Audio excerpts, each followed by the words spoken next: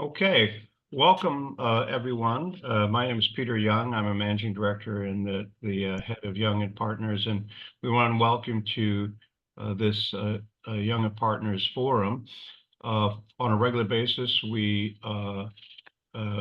present panelists and have fireside chats with people on topics that we think are of great interest to the people that we serve in the life science and chemical industries. I'm particularly excited about tonight's webinar, just because I think it's a very interesting topic, and William has done a marvelous job of capturing some insights that I think are very important for those of you who are involved with innovation in the life science industry. After all, innovation is the heart of the drug industry. Manufacturing, all those things are important, and sales, but they're only worthwhile if in fact you have something, drugs that work and that help solve patient needs. Before we start, I just want to say that Mr. Powell wrote a book which has come out and it is available. I read it. It is a wonderful book. It's called Breakthrough: The Quest for Life-Changing Medicines. And what I particularly like is that he selected 8 radical innovations to profile, and has also some takeaways from it about what one could take away about innovation in life sciences generally. But it's very hard to write about a serious topic which has a lot of science in it, and have both sophisticated people and your everyday people be able to read it and actually enjoy it and understand it. And that's a very difficult thing. I remember Isaac Asimov, who was a famous science fiction writer, but he also was a very popular writer about science. He once was giving a presentation, and someone in the audience said, well, look, you claim that you can explain anything that's complicated to anyone. So here's my 4-year-old daughter. Please explain to her the theory of relativity. So the daughter went up on the stage, and Isaac Asimov then explained the theory of relativity in a way that it was very clear that the 4-year-old daughter understood, and yet it wasn't, it really captured the nuance of what was important. So we don't have any 4-year-old daughters in the audience, but I will just say that the book is very strong in terms of content, but it also is extremely readable, and it allows you to understand what he's trying to say.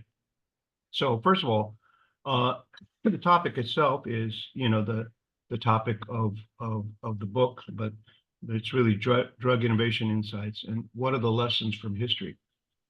And the speaker itself, I'm not going to read the invitation because all of you who decided to attend read it. But the reality is he's had a very extraordinary career, both as a doctor, but as a scientist, as a researcher, and an executive in biopharma. And also, what's also unique is he's had experience both as a senior person at large firms, but also in smaller firms like the one that he has right now. And that's kind of a unique thing, and I think that will help make his comments quite valuable. So before we talk about the topic and your book, William, could you walk through your career and just tell us what are the important things about your career that would be helpful to the audience to understand relative to the topic? Yeah, first of all, Peter, thanks a lot for the opportunity here. It's really a pleasure to be joining you and talking to your group here. Yeah, so basically, relevant to the group, I got an MD and a PhD combined degree from Yale University, your alma mater. And then I was working in the laboratory of Adrian Hayday, who had discovered gamma delta T cells in the lab of Susumu Tonegawa, who actually won the Nobel Prize for discovering T cell receptors. and immunoglobulin gene rearrangement and things like that. And then I did an internship and residency in internal medicine at Weill Cornell here in New York, where I am. Then I was a medical oncology fellow at Memorial Sloan Kettering. And then I was a postdoc in the laboratory of Harold Varmus, who won the Nobel Prize for discovering oncogenes, or cancer-causing genes. So during that time in his laboratory, we and others found the genetic basis for why only 10% of patients with lung cancer were responding to new drugs at that time, Tarceva and Iressa. And that turned out to be EGF receptor mutations that were present in the tumors and not present in normal tissues. And with that, you could select patients for therapy, and you could deselect patients from getting unnecessary therapy. Anyway, I ended up being on faculty at Memorial, saw patients, helped to run trials, and had my own lab perform translational research. Then I eventually got recruited to Vanderbilt University, where I eventually became the division chief of hematology oncology there. At the same time, had a lab, helped to run trials, saw patients. And during my career at both Memorial and Vanderbilt, I helped other companies, both biotechs and big pharma, develop medicines, including a drug called Tagrisso or osimertinib, which is a medicine for lung cancer from AstraZeneca. So then in 2014, I got headhunted and asked to head up oncology drug discovery at Roche, based in Basel, Switzerland. And you only live once. I did agonize a little bit about whether to go from academia to industry, but I personally decided that for me to have the biggest impact on people would be to make drugs full time, because then I could really impact hundreds, if not thousands, of patients. So I did move my whole family then to Basel, Switzerland. I headed up Roche Oncology drug discovery there, and then after 4 years took over the whole unit, which was neuroscience, rare disease, ophthalmology, infectious disease, immunology, and oncology. And as you may know from a early drug development point of view, your job is to basically take a molecule from an idea to showing proof of concept in the clinic and then hand it over to the late stage colleagues. So far, 10 molecules that I either helped develop and or bring in from the outside have been approved. Hopefully more will be coming in the Roche universe. And then I got headhunted to become the chief development officer at Pfizer. And then frankly, my wife, after 8 years in Basel, was ready to come back to the United States as well. So at Pfizer, I got 13 approvals in the United States and EU. And then I left and eventually started my own company, and I'm now CEO of a biotech. So it's safe to say that you've had every kind of experience. By the way, you've been in 3 or 4 different professions, and we have a senior person at Young Partners, Dr. Steven Spielberg, and he's like you. He was a wonderful medical doctor. He was the dean of the Dartmouth Medical School. He was head of pediatric drug research at J&J, and then he was deputy commissioner of the FDA, in charge of everything drugs and so forth. So I told him, I said, look, I'm struggling just to be good at 1 or 2 things, and I said but to find someone who'd be good at 4 things. Now he's met his match. No. I haven't done government service yet. So question. Before we talk about the book, I really want to say, what motivated you to research and write this book? Because books are not easy to put together, especially ones that are written. You're not writing a romance novel, right? Right. Yeah, that would probably be harder for me to write. But yeah, so I wrote the book mainly for 3 reasons. The first was to highlight the unsung heroes of drug development from across academia, biotech, and industry. I think this audience probably knows that every day, there's thousands, if not tens of thousands, of people working really, really hard, not for glory, not for fame, but really to try to make a difference for patients. And they're really behind the scenes. They're humans too. They deserve their stories to be told. And usually when a medicine gets approved, the company just says, "Oh, we got this approved," but there's no acknowledgement of the key people who actually helped to develop that drug. And so I thought that the unsung heroes really deserve to be highlighted. The second reason is when I was head of Roche Pharma Research Early Development, I was reading a lot of books about how to create the best innovative culture. And there are a lot of books about, Bell Labs, about going to the moon, about iPhones, electric cars, and so on. But actually, there's very few books about innovation in drug discovery. And I personally think there's just as much, if not more, innovation going on in drug discovery, because unlike an iPhone, which you can have in your hand, but you don't put inside you, a medicine needs to go into your body and not only help you, but also then not kill you at the same time. And that's not necessarily, that is sometimes a hard thing to do. There's only actually, as of the end of December 22, 1,800 new molecular entities ever approved by the Food and Drug Administration in the United States. So that's not a very high number. And then the final reason is I wanted to inspire the next generation of scientists and others who could innovate in whatever field they wanted to, and really get the lessons on, innovation, and then help inspire, hopefully, others to make innovations, in the new diseases, such as, not new diseases, but unconquered diseases such as dementia, Alzheimer's, cancer is still a problem, and many other indications. Yeah.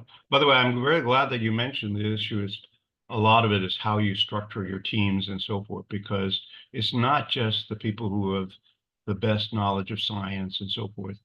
There's a structural aspect. I mean, we all notice it. There's somehow certain teams are extremely effective, and others take forever to make anything happen. Yeah. By the way, a very close friend of mine, Fred Hassan, who ran, Sharing Plow, et cetera, Pharmacia, and then ultimately, was acquired. He really believes that. He says it's the culture and the way you structure it. And sometimes large pharma companies get all balled up in the way they organize themselves and have trouble inventing, and others can be pretty nimble. So your book goes through 8 of the landmark breakthrough biomedical discoveries over the decades, and then you pull out some overall lessons. Now, not everyone, obviously the book just came out, so not everyone in the audience has the pleasure of having read the book. But please, if you could, just for the audience, tell us what those 8 breakthrough discoveries are that you profiled, and maybe comment on the 1 or 2 that you were most interested in, that you think would be most interesting. Yeah, so the other part of the story about how I wrote the book was, COVID happened, and I used to be on the road about a third of the time, having to go to 7 global sites and Genentech 4 times a year and so on from Basel, Switzerland. So all of a sudden I had more time on my hands.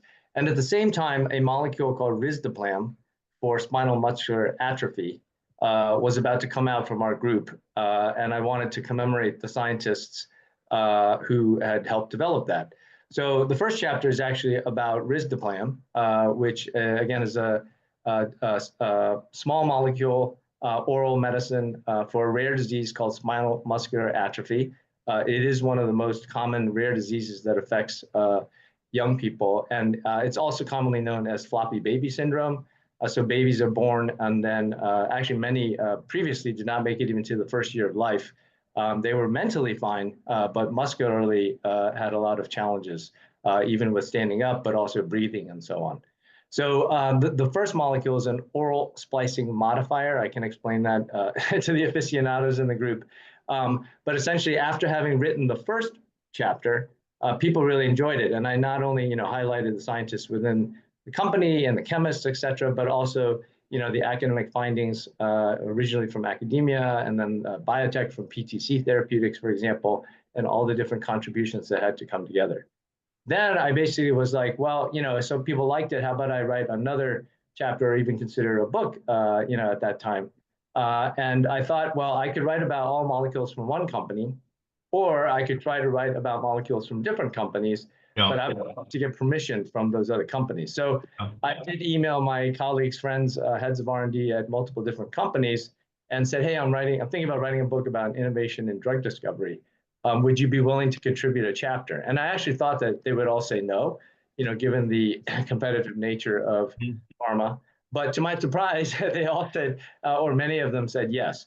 So ultimately, the book has 8 different molecules from 8 different companies.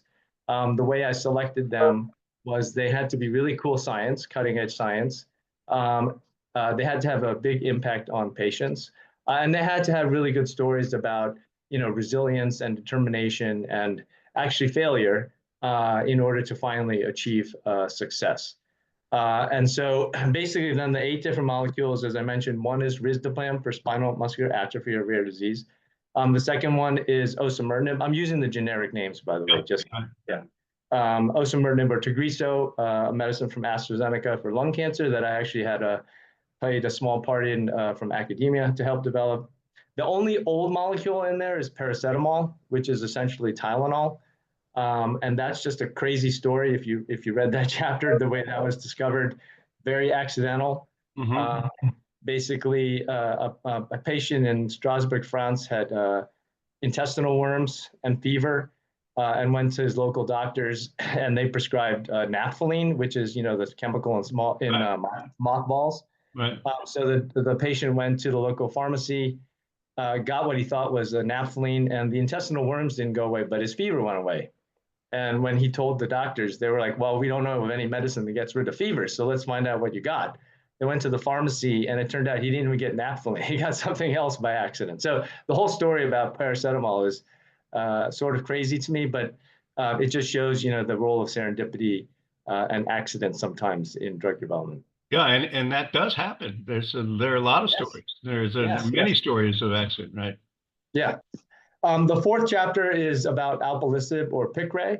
That is a medicine for breast cancer from Novartis. And that molecule was the 4th one that made it into the clinic and actually ultimately succeeded. And so that's a real story of determination and how companies sometimes have to bring multiple iterations into the clinic before they finally succeed. The next one is called emicizumab or Hemlibra. That is a really novel molecule from Chugai Pharmaceuticals. It's what's called a bispecific antibody for hemophilia A. And it's really an engineering feat as well as a scientific feat. Just as a teaser, that they screened 44,000 antibodies in order to identify the one lead to proceed forward. And I think people maybe underappreciate those kinds of efforts that are heroic. The next molecule is, I got a CTX001. It's got a very fancy name. It's called Exocel for short. It's basically the gene editing molecule from CRISPR and Vertex. It's recently approved. I think it was a lot in the news. It's the first gene editing medicine ever approved, and it targets a target called BCL11A. That's a real story of determination also. In that story, Stuart Orkin, who's a scientist, basically spent in academia, spent like 30 years of his life trying to figure out a fundamental problem. And even had stopped working on it until a new MD PhD student came in the lab and said, hey, I want to work on this problem. We can talk about that more in detail. Then nirmatrelvir ritonavir is in there. That's Paxlovid. And that was a heroic molecule developed in a very, very short period of time, obviously during COVID. Even when I reread that chapter, I think we forget how, frightening it was during COVID, at least at the beginning when a lot of people were dying. And, Paxlovid is the oral molecule that people can take if they have an infection. Yeah. And then the last molecule is lenacapavir, which is Sunlenca, which is basically the new HIV capsid inhibitor from Gilead, which is basically a medicine that's given once every 6 months, which was accidentally developed that way. But it turned out to be a serendipitous thing where instead of being a challenge, the Gilead turned it into a strength of the medicine.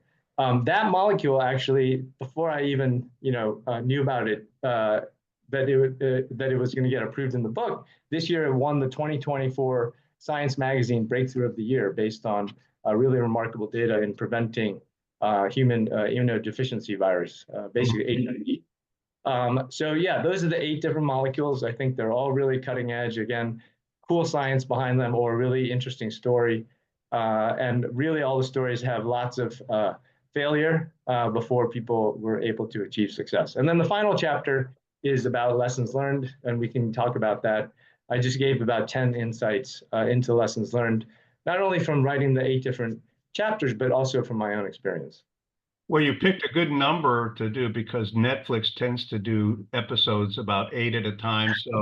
So let us know when it becomes a Netflix series, right? And Okay. we can binge watch, right? Okay. Is there any one particular of the 8 that you found particularly intriguing? I mean, they're all very different in terms of what the story was and what was what was a mechanism for innovation, including accident.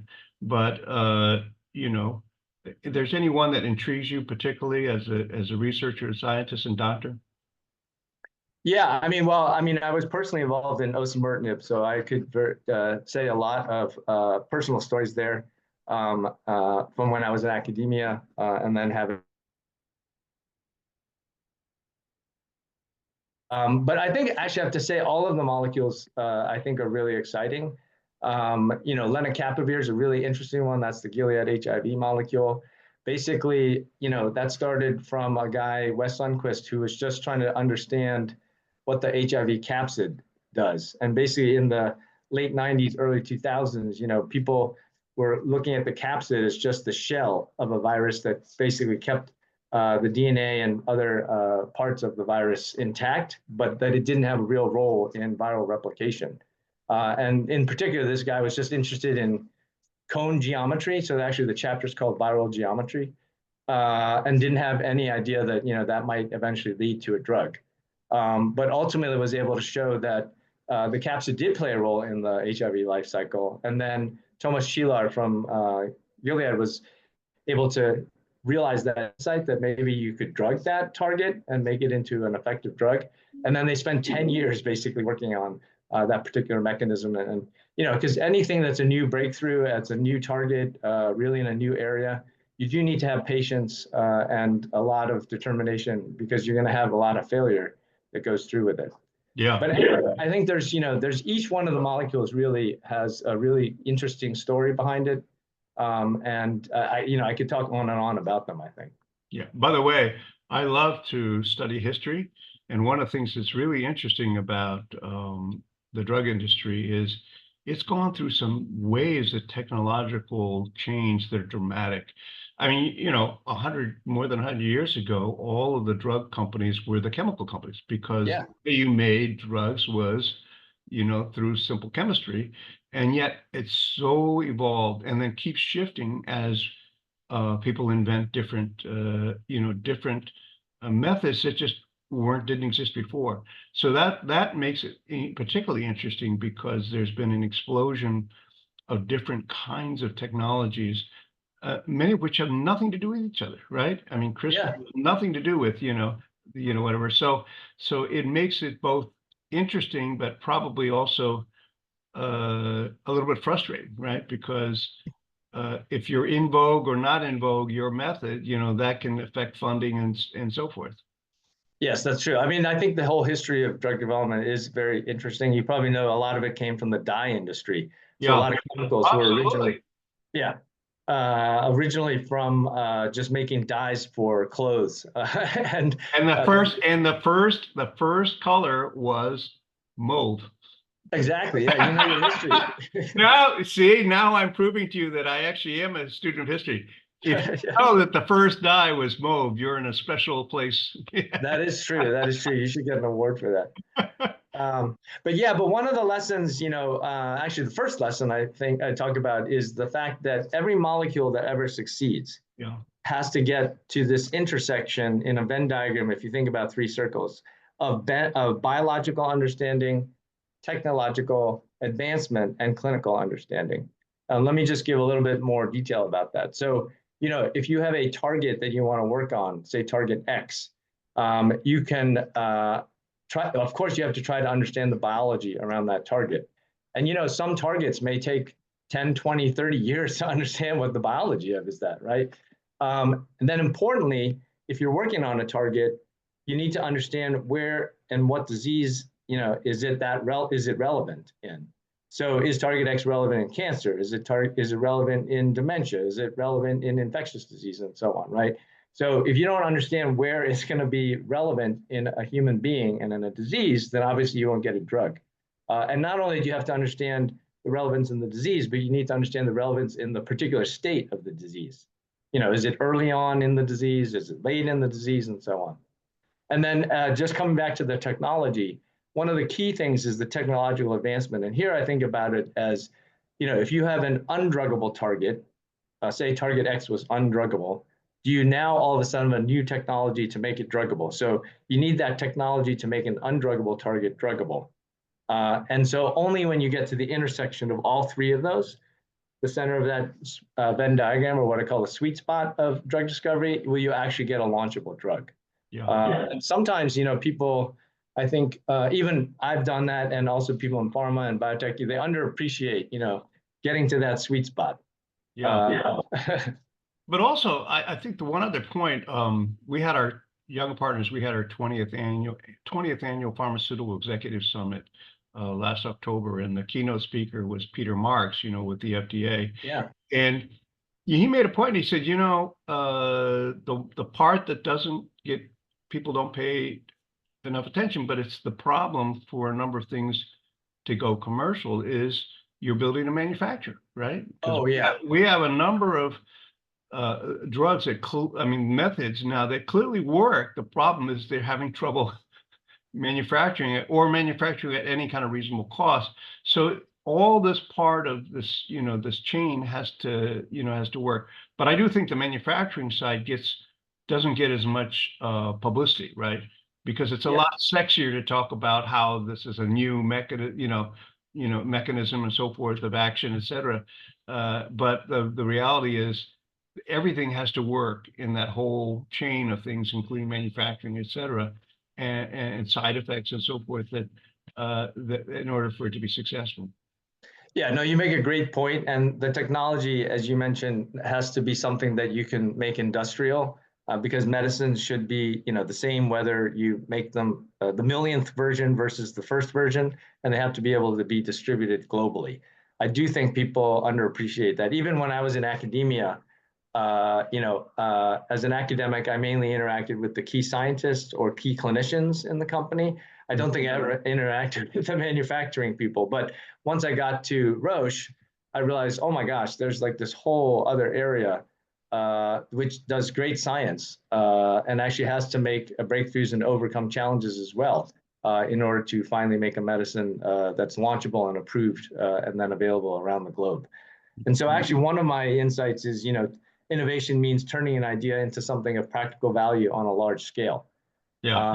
And one of the quotes in the book, is from David Altshuler, who's the chief scientific officer at Vertex.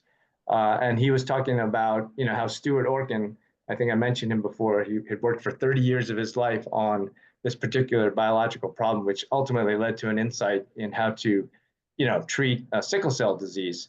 And he was able to cure mice. But David Altshuler's quote is, it's like building a bridge with Lego, and then trying to build a bridge across the Hudson. Yeah. And meaning building the bridge across the Hudson is making a launchable drug that's available around the globe, and that takes a whole different set of skills, also a lot of science, a lot of engineering, and also overcoming challenges and resilience and so on. Well, the number of drugs that worked with mice and didn't work in humans is legendary. It's a big number, right? Yeah, unfortunately. One colleague of mine, who I won't mention his name, but is well known, and he said, it should be obvious that even though mice are cute, they don't look anywhere like my wife or like me. Yeah, that's true. That's definitely true. My next question, though, is it's interesting. A lot of people don't really look at the whole system of how drug development works, and if and many people feel that innovation in life science actually depends very much on the presence of a certain ecosystem to be successful. There's an ecosystem of research and so forth, and then there's also a financial ecosystem as well. And what's interesting is that if you look around and say, you ask yourself, why is it that so much of the biotech and pharma industry is concentrated in a relatively small number of cities, and not just countries, but yeah. And I think basically the way I look at it is you have this ecosystem where you know, there's some magical combination of concentration of research universities, the sources of funding, an environment, whether you like it or not, that researchers actually like to live, right? I mean, it's a Yeah. factor. And all those things sort of have to work in order to be successful. And that's why you get these concentrations, right? So do you share this view about biomedical ecosystem, and how would you characterize it? Yeah, no, I totally agree, Peter. I think you need a lot of secret sauce kind of elements to come together. You need the universities and academics. Actually, it's interesting because the old pharmas used to be in very remote areas. So, for example, like AstraZeneca had one of their discovery units in like an old sheep farm area, and then in the U.S. you had a lot of places in rural Pennsylvania or in rural New Jersey, but now I think a lot of scientists and folks like to be in concentrated cities. Right. Yeah, so it has changed. I think the other element is, you don't only need the funding, obviously, and the inflow of newly trained scientists and so on, but I do think you actually need enough companies and biotechs around in a particular area to also succeed. And the reason I say that is because in New York, for example, I've been here. I lived here in the 2000s and then moved away and then came back. And even in the 2000s, New York's been trying to build up a biotech ecosystem. And I think it's getting there, but it still hasn't achieved, I think, what it wants to achieve. And part of that, I think, is if you don't have enough companies around, including big companies that have wet labs, then biotechs come and go. They can be sold. They can go bust. And scientists want to have some job stability and not be moving around every 3 years. So if you're in an area like Cambridge or San Francisco and your biotech is sold or goes bust, you can still find the next job and not have to move your family and so on. And I think that is a little bit underappreciated. So most of the companies, most of the hubs that have great biotech ecosystems have a lot of different companies around, such that people can move around and have not have to move their families every time they change jobs. Yeah, no, that's right. Well, it's a fascinating, yeah, I mean, I think a lot of people look at individual companies, individual things, but it really is very valuable to step back and both look at history, but look at things like the ecosystem and so forth. I've been very fortunate, when I came out of business school at Harvard, I joined Bain & Company, and all their clients were life science and chemicals. So if you were there, and I was there, when there were 23 people, and I was there when there were 800 people, yeah, became an expert in life sciences, in chemicals. And then I went into the Whitney family venture firm. And, the interesting thing out of that, though, is the evolution of the large pharma versus the biotechs. We all talk about biotechs, but you go back not that long ago, there were no biotechs, right? All of the drug discovery was done at the big, pharma. And I remember when at J.H. Whitney, which was a Whitney venture firm, Benno Schmidt, who was the chairman of Memorial Sloan Kettering, and he was the senior partner. He made this first investment in Genetics Institute, which was one of the first biotechs. Yeah. And, he said, I got to tell you, I've been investing for a long time. This is the first time I've invested in a company that I have no idea how they're going to make money, right? I have no idea. One of my basic principles, I have to understand why this company, how it sells product. I have no idea. I'm just a leap of faith that if they invent something, they'll find some way, and that's true. But that wasn't that long ago, It's not 100 years ago. So one question, though, is this: why do you feel biotechs really took off? And was it really at the expense of the big pharma? Was it because big pharma, had trouble innovating after a while? I mean, what do you think the story is? Yeah, so I mean, I think that each has its role to play, academia, biotech, and industry. I don't think industry will go away. Industry actually is needed, as we talked about, on industrializing and really getting medicines throughout the globe. And actually, if you look in my book, or you read my book, you'll see that biotech may have come up with an initial concept or even a molecule, but then once it's in pharma, some things may need to be fixed. and so on. And then actually several of the molecules even came from pharma. So I don't think pharma is totally out of it. Yeah. I do think also sometimes in pharma, in particular pharmas, they have a long-term view. You can spend 10 years plus, getting a molecule from the discovery labs into the clinic. Now, obviously, it requires patience and great leadership and people who overcome resilience, overcome a lot of challenges and stuff like that. But like emicizumab, the molecule for hemophilia A took 10 years to develop. Similar to lenacapavir from Gilead, it took 10 years to develop, and so on. So those molecules may not have come from biotech, actually, because as you know, with the venture capital world, sometimes the return and getting a molecule in the clinic as fast as possible and things like that take more precedence over really spending the time and the energy and who's going to invest for 10 years to get a molecule into clinic kind of thing. So I do think big pharma still will have a role, but biotech is obviously generating more molecules that are approved now. I forget what the number, there was some recent analysis, I think it's more than 50% now, right? Yeah. Whereas maybe 20 years ago, it was very few. Yeah. I think biotech is great for innovation, right? You get funded to work on one or two molecules usually, or a platform. You're very focused. You have a small group. You can make decisions very quickly.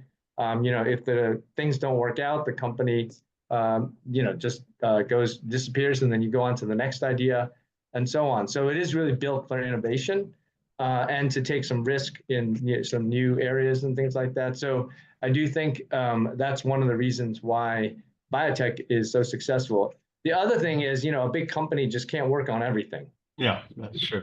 And so it's a little bit, so biotech is sort of like the farm team for the Yankees, right? A little bit. Anyways, right?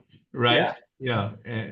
But there are other factors too. And one is it depends upon what drug and what therapeutic area you're doing. So for example, the need for big pharma is greater to the extent that you need a large sales force, right? Because it's it's a community-based, a distributed drug and so forth. Right. To the extent that it's an orphan drug, then by definition, the relative value of big pharma with their sales forces goes down because, if there are only 3 research centers for your, then, the biotech doesn't need big pharma to be able to do that. That's right. So the other, though, that's tragic, it's really a tragedy, and this is really a tragedy, is unfortunately funding for biotech is totally volatile. And Yeah. there are times when the market goes too far and gives them too much money at valuations that are too high, and then they'll turn around and starve them, for 6, 7 years. And if only they could be relatively stable and just said, okay, let's not go wild and let's not go into the ditch. Yeah. Biotech would be a lot better. But as a result, it forces a lot of biotech at time. They don't have choice. They got to sell themselves, to big pharma or whatever. So that's a sad part, and unfortunately, the venture capital firms, their funds are 10 years long. And so when they make the investment in a biotech company, it's not year 0. It might be year 3. They got to figure out how to get out, within a certain number of years. So that's sadly, the financing part is a sad part of the whole story of biopharma, I think. Do you agree? Yeah, well, obviously we couldn't, biotechs couldn't exist without the venture capital community and investment. But yeah, unfortunately, I guess as with any activity, right, there's sort of the hype period and then the overhype period and then the reality period. I do think sometimes, particularly more recently, there was the markets, let's just say, was a little frothy and a bunch of companies were funded maybe with not such great ideas or science. I did, I probably shouldn't relay this story, but when I was at Roche PRED, I just remember one of the new biotechs was named a new CEO of a person that basically, we had decided to part ways with, that we didn't think was, Well, let's just say I was surprised that that person eventually was the CEO of a biotech in terms of leadership and stuff like that. So, there's a talent issue. There is a great idea, lack of great ideas issue, and so on. And so, I think if we come back to that Venn diagram, what I was saying, every drug has to get to the biological intersection of biology, clinical, and technology. I don't know if investors use that principle also, would they be more disciplined about investments? Yeah. Now, I do think, we do still need to have investment in new biology and in really new ideas. And I know sometimes venture capital also has more of a short-term goal of getting a molecule in the clinic and then, maybe getting some kind of inflection point there, which means then you really have to work on a target that's more well understood. The reason I bring that up is right now, as you know, there's some disruption of government funding of mildly put. Yeah. Disruption is probably not the right word to use, right? Okay. Well, I'm trying to be tactful. Eruption, right? Yeah. But a lot of new basic discovery science comes from government-funded research. To scientists that are just curious about nature and nature's mysteries. And any interruption or disruption of that is really going to hurt the U.S., I think, in terms of leadership in science. Yeah, that's right. So now what I want to do is to move to probably the most important question, which is you had 10 takeaways observations looking at all these innovations. Tell me, what were those, or what were the key ones, takeaways from all that? They're kind of lessons learned, right? Yeah, so one is, more unique to drug discovery, which is one we already talked about, right? The very first one is you have to get to that sweet spot of drug discovery to get a launchable drug, right? You need to have the intersection of biological understanding, clinical understanding, and technological advancement. Without that, you won't get a launchable drug. No. The second one, the rest of the principles really then more apply to just innovation in general. Yeah. And so, for example, the second one is, innovation precedes understanding. Basically, we're doing the best that we can as we go along. If we tried to understand everything before we started, we would never start. Right. But you definitely have to learn as you go. And you'll see in the book, most of the chapters, the teams are learning about the biology and the clinical part, as they go, and learning as quickly as possible. So that does come back to the point about the concept of emergent learning. Most of us in high school and sometimes in college do rote learning. But what's really important for innovation is emergent learning. And that's just learning as you go and learning as fast as possible, not only from your own experiments and activities, but from all of those around you. Yeah, I personally have a strong personal interest in understanding how humans solve problems. And a different angle of what you're saying is, at least simplistically, most problems are solved just by applying a rule, right? Mm-hmm. So there's a rule, and I apply it to this data or this situation. That's how to solve the problem. The more complicated ones are where it's not based on a rule, but it's some it's a recognition of a pattern among things that otherwise it's not a rule, or thinking out of the box, so forth. The many innovations happen because of that, not because they apply a rule. But it's also true that you have to live with uncertainty in doing that type of problem solving, and it's very hard to teach. You can teach. Yes. It's easy to teach someone. You say, here's the rule, and you apply it. It's much harder to teach someone to just get all the data around them, see all the things, and then see connections that otherwise weren't there. Would you agree? Yes, and you definitely need to have that to be innovative in drug discovery, or to even do drug discovery. Life generally. Huh? Life generally, right? Yes, for sure.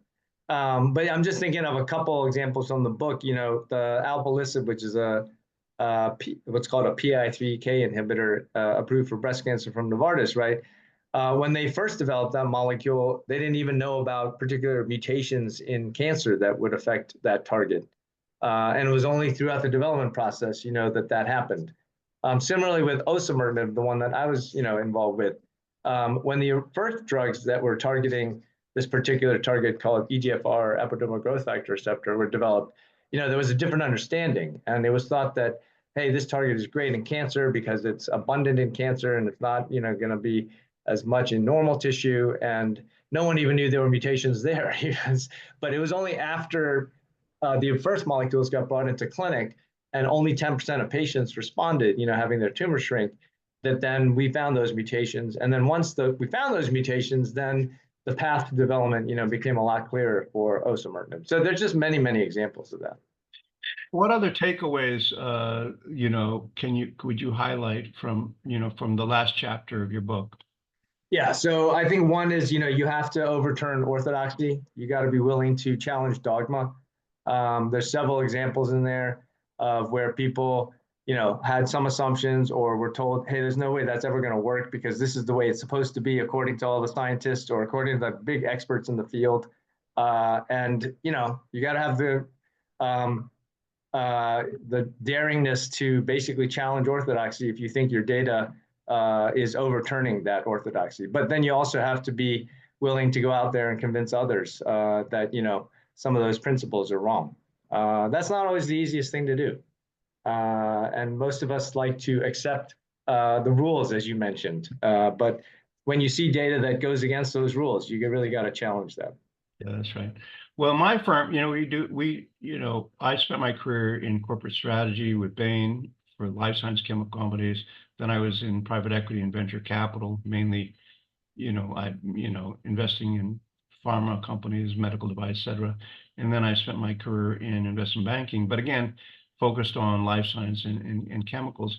And I think one of the things that's really interesting is that you just always have to say, is there a different way of looking at this? So we do a lot of proprietary analysis, which results in answers that are not so obvious. But if you don't have the mentality of saying, I'm going to purposely not try to think of it the conventional way, you're never going to get there, right? Yeah. Yeah. And we like to test junior people who we hire. We have a certain test to test whether they can think differently. And interesting. It's very interesting. And they're simple tests. But one is a very interesting one, which you might enjoy is, if you want to find an answer using Google, there's so many different ways you could attack it. But sometimes the best ones are really not rules-based, right? And so you put a junior person, candidate in front of Google, say, here's the problem I want you to find the following answer. It's amazing how different each one approaches it. Interesting. But you learn a lot about how they think just by watching how they attack the problem. So, lastly, we're all very concerned about the new administration in the United States, actual and threatened actions that are affecting the FDA, NIH, and in terms of layoffs, restricted, funding, et cetera. And you pointed out some of these things, if they stop for just 6 months, they can have a really long-term impact, right? But it certainly affects research done at universities, at the researchers who depend on NIH, and also the FDA, right? So of all the things now, which of course in 3 months could be totally different, right? What are the things that you find that you worry about the most that will have the most negative effect? Yeah, I mean, I think it's not a foregone conclusion that the U.S. will remain at the forefront of science and drug development. So I think it's something that we shouldn't take for granted. Right. I think you probably know as a scientist, when you're doing experiments, even you may do 24-hour, even 72-hour, or even 2-week experiments, where you may even have to be in the lab like for a long time. And so disruption of that could set you back 6 months, a year, and so on. And that particular uncertainty can also drive a lot of scientists to wonder, where the best environment to do science is. I actually met with a friend of mine from Harvard earlier this week, who was thinking about, moving to another country to do science, so that he didn't have to worry about the climate. And so that's what I'm saying. It's not a foregone conclusion that the U.S. will remain at the forefront. You probably know that, for example, the NIH funding has been disrupted. Yeah. It was originally stopped, and then I think a judge overturned it. But then it turns out that all NIH meetings need to be in the Federal Register for 2 weeks before they can have meetings. Yeah. Nothing's been allowed in the Federal Register since January 21st. So basically, there's no meetings happening. It's terrible. Yeah. And it's not clear that the court rulings are being followed either, right? So it's really a disaster. I feel very bad. By the way, I have a lot of scientists in my family. In fact, I have an aunt who is a cancer expert at NIH and so forth and whatever. So I know the culture and and how that works. But the sad thing is, drug development is a crown jewel of the United States. It is a crown jewel. It is, and in spite of all the efforts of people in Europe and other countries, very few have been able to catch up. But that could easily change, right? And the sad thing is, I'd hate to see a crown jewel of this country be weakened, but for really not a good reason, right? Yeah. So I guess my request of the audience is that we have to speak up on behalf of scientists. If we believe in the power of science, then we do have to speak up on behalf of them. It's interesting. When I was in Europe, I lived in Switzerland for 8 years. You probably know that originally, for a long time, academic scientists in Europe had to do a postdoc in the U.S. They have to come to a famous lab in the US, do their training, get some great papers, and then they could go back and get a faculty position in Europe. But even when I was there, starting from 2014 to 2022, that was no longer the case, because there's also great scientists now in Europe. And then we know, for example, Japan, China are rapidly increasing their capabilities. I think in the Nature journals now, the number of papers coming out from China, for example, is rapidly increasing. So absolutely, it's not a foregone conclusion that we'll remain at the forefront. So we have to make sure that we do. Yeah, and China made biotech one of its 5 most important when it had they declared the 5 industries that they were most important for them to become leaders in. Biotech was one of them.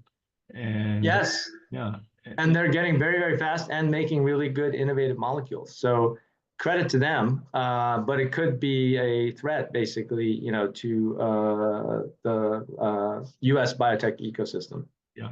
Well, the other thing I really worry about it, which is unrelated to these funding issues, is just the extent that they put restrictions on the ability to source things from India and China, and particularly China, because the pharmaceutical companies, big and small, depend very heavily on Asia for APIs, et cetera, right?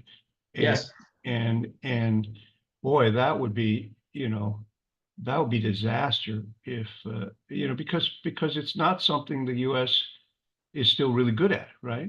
I mean, even if we want to do it and manufacture those in the United States, it's not something we can do overnight. Right. That's exactly right. So, so your crystal ball, or is it hard to have a crystal ball going out the next, 3-4 years about what's going to happen on this front? Well, all I can say is, first of all, there's more insights in the book, right? But when I wrote the book, the very, very last chapter, the afterword, I was really optimistic that this is the biological century. Our understanding of biology, our ability to make technological advancements, our understanding of clinical diseases is only rapidly accelerating. So at least when I wrote the book, I was like, hey, we're going to have many more breakthroughs to come. I know some people say we've, harvested the low-hanging fruit and it's going to become harder and harder. But I do think, given all of the technological advancements, machine learning and AI and everything, that we will have more breakthroughs coming. But maybe we'll have a blip now, unfortunately, if a lot of science gets disrupted, or if the regulatory process gets disrupted. Yeah, by the way, I'm glad you mentioned AI, because it's impossible to have a conversation with anyone without the phrase AI. My personal belief is that most of AI is a bubble. That if you look at why AI works, and you know, putting aside DeepSeek and whether that really is disruptive or not, right? The reality is AI depends, even in its more advanced phases, depends very heavily on certain factors being true. One of which is the data has to be really good and pristine. And, yes. And where it goes amok is if the data isn't, is not pristine. And the plus for the drug industry is it has more data that's pristine than most industries. True, yeah. So I really think when it comes to selecting molecules, so forth, that the drug industry is probably one of the best industries in terms of AI being able to rapidly, accelerate innovation or just reduce the amount of time, right? Which is just as important. Do you agree? Yeah, I mean, I think it will definitely accelerate many parts of drug development. One tidbit, by the way, when I was at one of the companies, we were told, like, you can't put chemical structures into the AI database because then it would become public and then no longer patentable. Right, So, right. there are some pitfalls. But I think coming back to machine learning and AI, I heard a talk from the CSO of Microsoft who said that people who use AI will replace people who don't use AI. That's probably true because it's just a skill set that we'll all need to have. But I do think in terms of good old-fashioned drug discovery, particularly in terms of the serendipity that's often plays a role, I'm not sure that AI will be able to do the serendipitous stuff that human beings are good at. And so hopefully human beings will still have a role in drug development. Yeah, in fact, I had dinner with one of the leading AI experts. And of course, half of what he said, I didn't understand, although probably it was maybe I only understood 5%. It's just because I was ignorant, I thought it was 50%. But he said, if you look at he looked at the layers of human, problem solving, that AI just structurally won't get past a certain level. And everybody's gone wild saying, oh, well, it's going to replace human. But there are different levels of human thinking and problem solving. And he said, AI can get to a certain level depending upon the technology and the data that you have available. But I will tell you one thing is true. I mean, I had a hot debate with someone about AI, a group of people, and they said, well, look at all this demand for it. I said, well, if you give something away for free, it's amazing how many people want to use it. And right now, AI is pretty much free. And they said, well, then how is it going to change? I said, well, if just the big four were spent $300 billion last year, if they have to get a return, if the cost is far greater than they're even getting reimbursed for, it's going to knock out a whole lot of uses of AI, right? Yeah. But it's going to be interesting if you actually look at the cost per query, right? It's not insignificant. So it's going to be interesting. It'll get sorted out. But the most important thing is the drug industry will be one of the biggest beneficiaries. And it's not just drug development. It's a lot of other areas. Hopefully identifying patients faster and so on. There's a lot of different things, I think. But coming back to drug discovery, though, I do think, for example, even in my company, we're using AlphaFold, right, which is one of these predictive tools for protein structure. And we used it to make what's called poses, or figure out where our antibody binders bind to the target that we're going after. And, we're really going after novel conformational epitopes or states that haven't been done before. And I would just say the AlphaFold poses were wrong 2/3 of the time. But, it's because I don't know how good the AlphaFold is on predicting stuff that hasn't been ever seen before. Yeah, that's right. Well, William, I want to thank you. This has been a wonderful discussion. I encourage everyone to read the book. It's really a wonderful book. I really enjoyed reading it, right? And there's some really important insights and by the way, the interesting thing is a lot of lessons of the book are not just lessons for drug discovery. I mean, I think a lot of the techniques people used in thinking through and so forth are applicable to other problems that solve. But I will end with one story. It's not a drug one, but it's kind of cute about this thing about how all the pieces have to work and how sometimes scientists miss the boat. I once met the guy who was on the team that developed Teflon at DuPont. And he wasn't the scientist, but he was the guy assigned to it to monitor the scientists to make sure that what their budget was right and that they could justify. And one day they were all excited and they ran into his office and they said, "We've done it. We have now have this, this material, nothing sticks to it." And they showed him all this data and everything else. And they said, "Think of all the great applications, for cooking, for jet engines and so forth." And he said, "So I decided to ask the really stupid question." He says, "If it doesn't stick to the pan, then how do you use it?" Yeah. And he said there was like a stunned moment of silence. He said the scientists, it just hadn't occurred to them that they were so excited because it didn't stick to anything. Right. So they had to go back and spend a couple of years figuring out how to make it stick to something, at least on one side. Right. But it's a great story about, that's an endearing story about, scientists that the scientists are most productive if some other people occasionally ask them a question. Well, you do need to prod them. Yeah, you need, particularly if you want to make a product that's licensable or sellable, right? Otherwise, a lot of scientists, including myself, right, are just into the curiosity of nature questions. Good. Well, thank you very much, and I want to thank the audience for attending. And this was recorded, and we'll post it to our Young and Partners Forum website, and so that you can binge watch if you want, right? But as you wait for Netflix, right? Yeah. Okay. So Well, thanks a lot, you. Peter. I really appreciate it. Great, thanks.